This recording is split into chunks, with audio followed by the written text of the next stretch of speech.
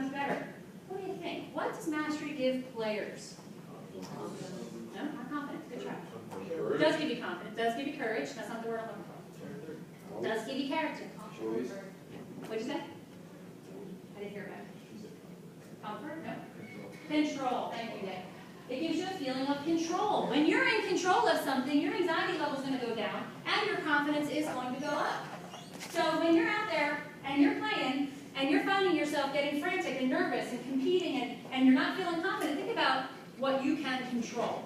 You can't control a lot of things in sports. You can't control who the umpire is going to be. You can't control who the referee is going to be. You can't control what the person you're playing against had for dinner last night. You can't control the weather. You can control your own actions, your own effort, and the mental way that you bounce back from mistakes.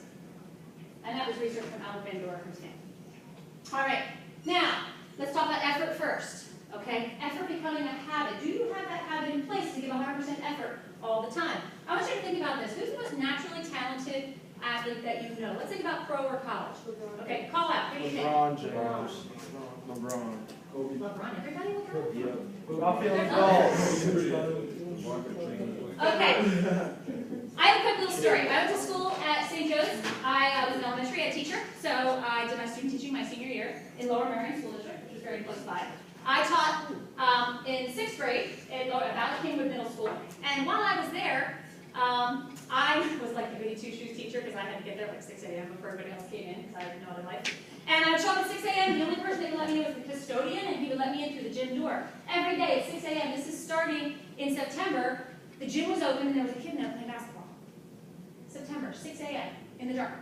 So I would just say, hey, what's up? And custodian would let me in. Next day, same thing, kid in there playing basketball. Next day, same thing, kid in there playing basketball, all the way through. Now, it was only a semester, but this went all the way through basketball season. And I found out throughout the course of the year this kid's name, and he was really nice, and he'd let me in half the time, because I said, don't bug Tony, just let me in. And every day he was there. Then I also noticed when I left at 5:30 at night, he was back again. He was either shooting baskets outside, or he was shooting baskets inside the gym again. And I said to the custodian at one point, who is this? Who is that kid that's in there all the time? And he said, his name's Cody. He's a basketball player. He's actually a sophomore. He lives around here, and I let him in. He's a really good kid, just moved back to this area, and he's in here every day. So years later, I had no idea who Kobe Bryant was going to be. Years later, when I found out that Kobe Bryant, the #1 recruit from Lower Merion High School, blah, blah, blah, he is a freak of nature, the natural talent that he has. He's phenomenally Einstein in basketball. I'm sitting there saying to myself, oh yeah, I'm sure he is. But what was Kobe Bryant doing when all of his buddies were shooting? Playing basketball.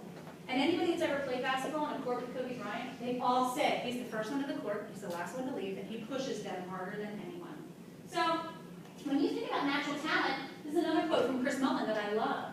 It always bothers me when people call me a natural shooter.